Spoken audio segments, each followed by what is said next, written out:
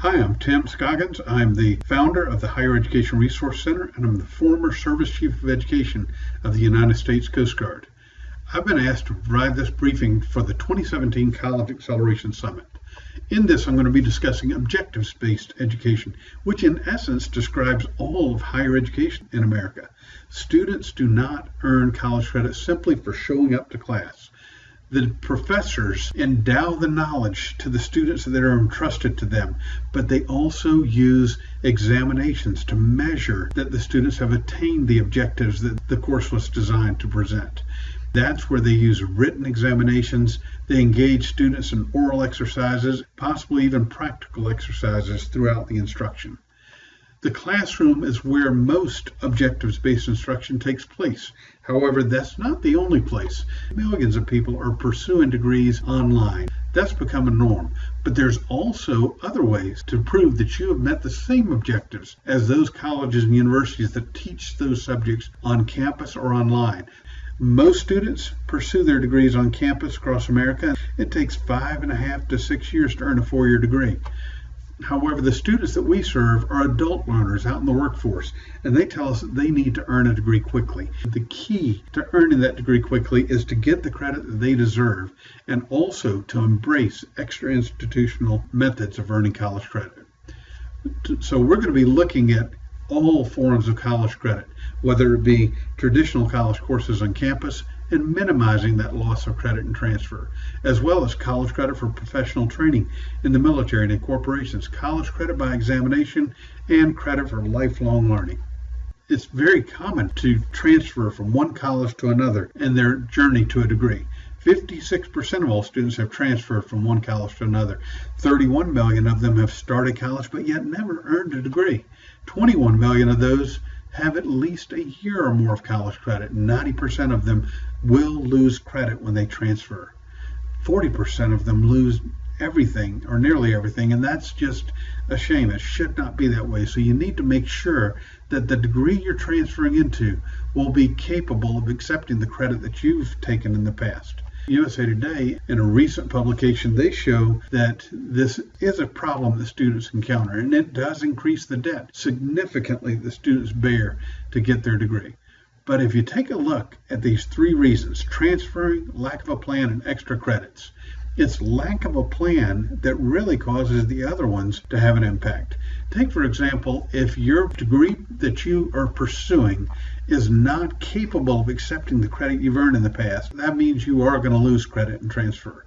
But yet, if you examine the plan, the curriculum, the course requirements for that degree, and compare it to the courses you've taken in the past, that's how you can avoid that loss of credit and transfer. Also, extra credits. Take a look and see, especially if you're changing majors, is the degree that you intend to pursue flexible enough to be able to accommodate the additional credits that you took for the other major before you decided to change to one.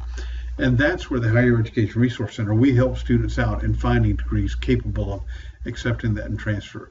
There are students that encounter barriers in transfer. There are the major regional accrediting associations, which you can see on the screen here, from the New England Association to the Middle States Association, the Southern Association, the North Central Association, the Western Association, and the Northwestern Association. But there are also more than 4 dozen national accrediting associations. Not all colleges accept that, and there are many students that go to a local college having taken courses in the past from a nationally accredited college, and they find that that credit is not accepted in transfer. That's where we at the Higher Education Resource Center can help them. There are colleges willing to accept that credit. And if you want to truly get on that fast track to a degree, that's the first key, is to make sure that you minimize that loss of credit and transfer. Get the credit you deserve, but also the extra institutional credit. That's where we're going to be looking at the military as one example. And there are millions of veterans across the nation. So getting college credit for that professional training in the military is important. In fact, there are over 43,000 courses and MOSs and ratings that have been evaluated by the American Council on Education for college credit. And that's where they send out 4 academic experts to the site where the training takes place in the military, and they evaluate it. They look at the instruction, they participate in the classes, they interview the instructors, they interview the class participants and the graduates, and they make sure that these objectives that these students are meeting in this military training equates to instruction that's being taught by colleges across America. So that's how they get the college credit. MOSs are ratings. That's where these military members, as they advance up the ranks, they have the ability to get college credit for their on-the-job training. That on-the-job training has specifically defined objectives that they have to meet. And they have to prove that through practical exercises that are being supervised and signed off. The American Council on Education sends out academic experts to shadow these military members, these soldiers, these Marines, these sailors, these Coast Guardsmen, and they observe them to make sure that the knowledge they gain is equivalent to courses of instruction that are taught in college. Corporations and government agencies also have their professional training evaluated by the American Council on Education in the same manner. In fact, there are over 1,000 corporations and government agencies that have been evaluated by the American Council on Education, by the National College Credit Recommendation Service up in Albany, by the Connecticut Credit Assessment Program. If you've completed this training in the past, the credit is good for an indefinite period of time thereafter, as long as you completed the credit while it was being evaluated. That's reflected on transcripts from these organizations. There are thousands of colleges willing to accept that and transfer. Let's take a look at college credit by examination. College level examinations such as CLEP, the College Level Examination Program, DSSTs, UExcel, and TCEP exams. How do these attain college credit?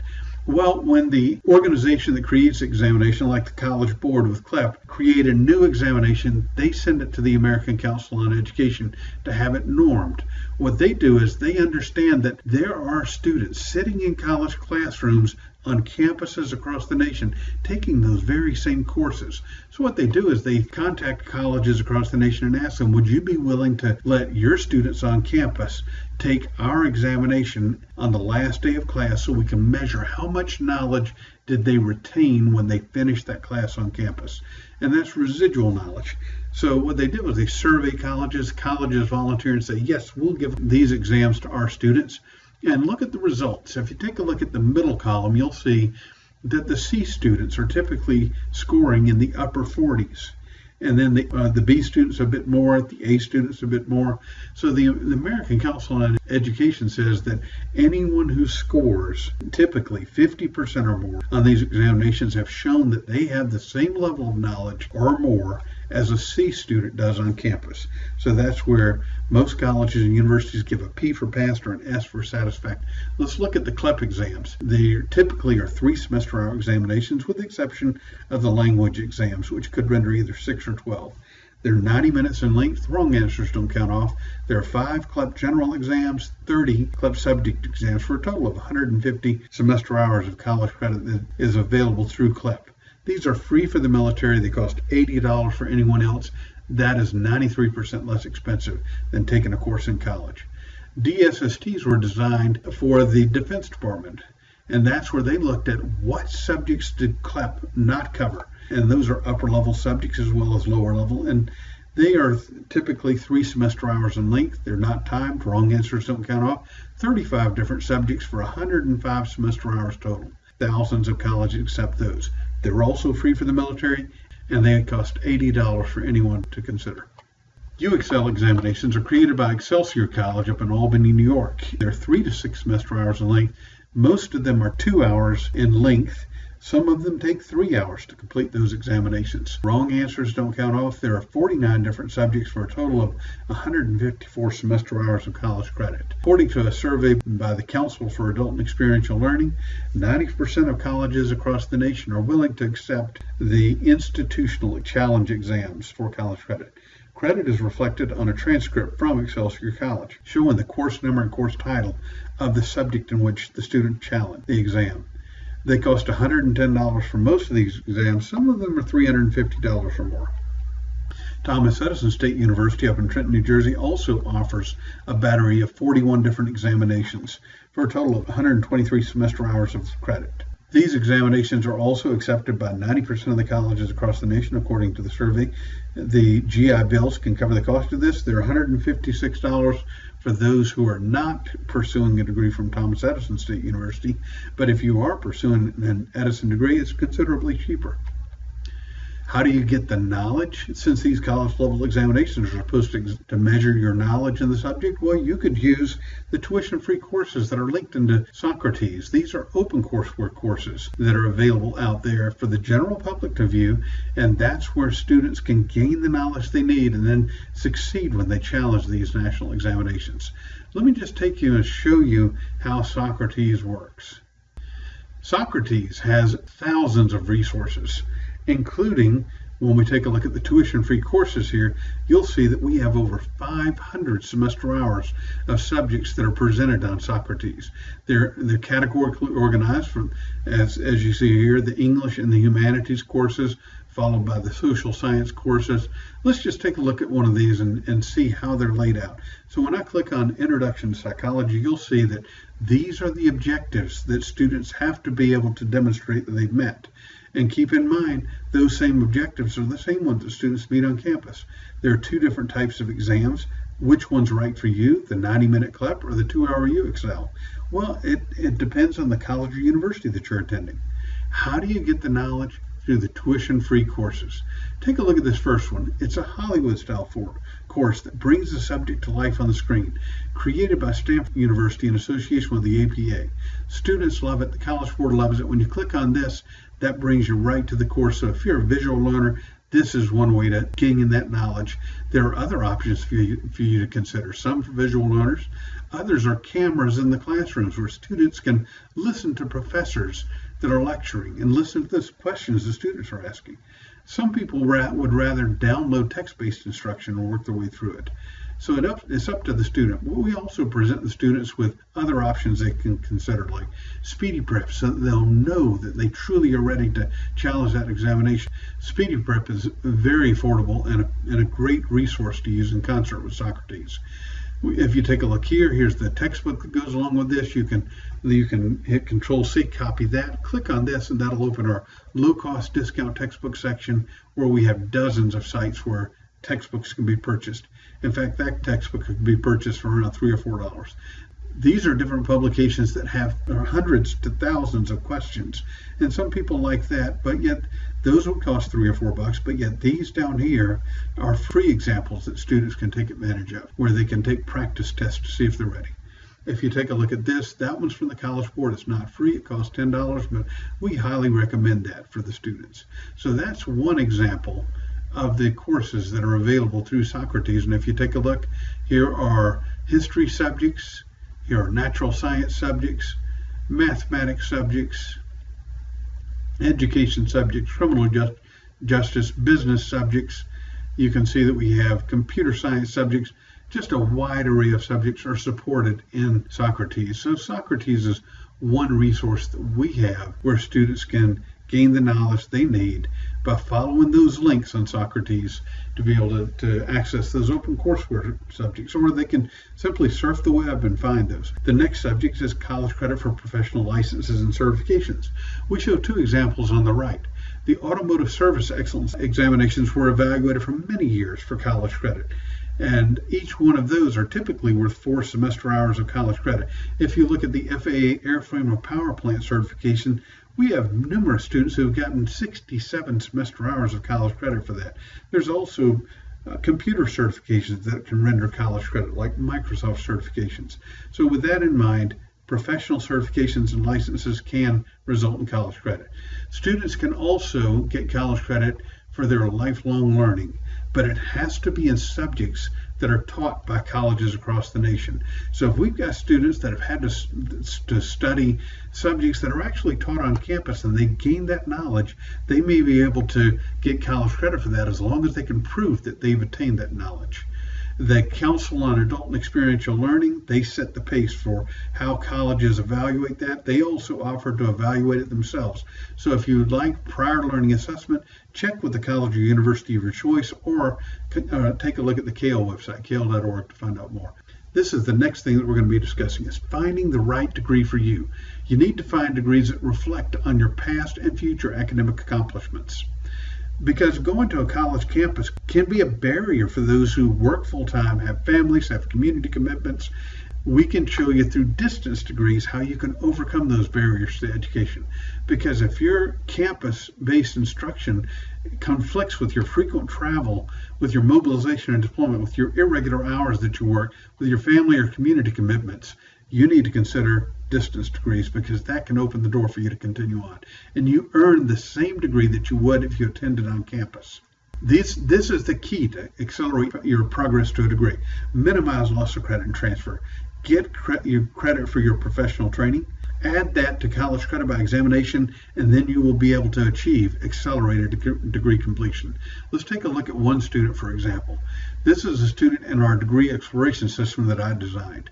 And you can see that we've got hundreds of colleges that offer thousands of degrees at a distance. Now, in our system, we also have the military courses of instruction that have been evaluated. You can see over 43,000. We also have professional training for corporations and government agencies that have been evaluated in there. College level examination information is in there so that we can add that to student records. And then this particular student, if I pull him up and show him, you can see that we've changed his name to protect his identity. But this is a real student that we supported from the National Guard.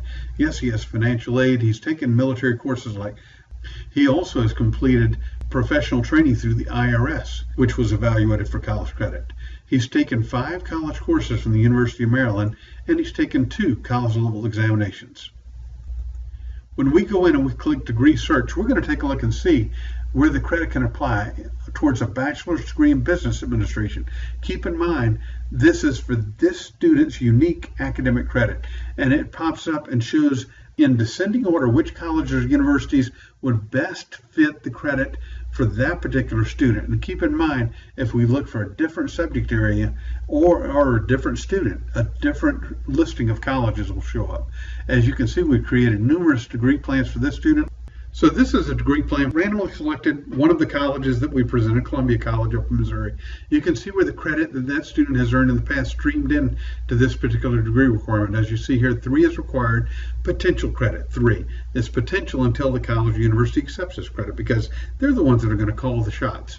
As you can see here, as we scroll down, the student can easily see what's been met and what still needs to be done, like college algebra needs to be done, still needs another history elective.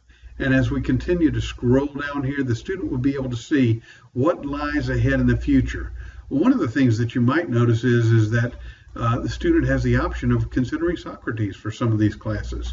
So he could take the class from the college, take it from Socrates, or use Socrates to augment the instruction that he was receiving from the classes. Now, as we continue on down here toward the end, I'm going to show you amplifying information that we have here. You can see that this information here is how to interpret what's presented above.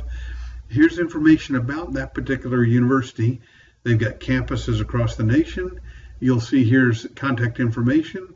Their academic policies are presented. And then look at the cost saving section, because this student was able to apply 31 semester hours of credit for the 2 college level examinations he had completed, for his military training, for the government agency training that he had from the IRS. He saved 589 hours of classroom time, nearly $9,000 in tuition, and over $1,000 in textbook and material costs. And that's pretty impressive. So that's one example of a degree plan that we present to students. Please submit your questions to support@degreequickly.com. We look forward to helping you.